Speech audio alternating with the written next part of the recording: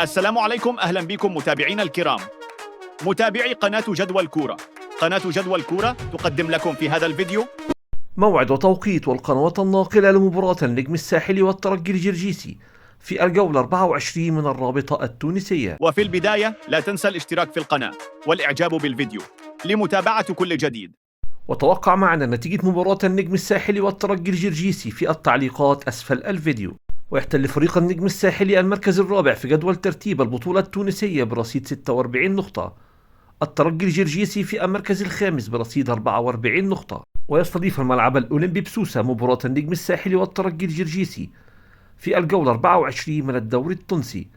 وتنطلق المباراة اليوم الأحد 9/3/2025 عند الساعة 2 بتوقيت تونس والجزائر والمغرب، 3 بتوقيت مصر وليبيا والسودان، 4 بتوقيت السعودية والعراق وقطر.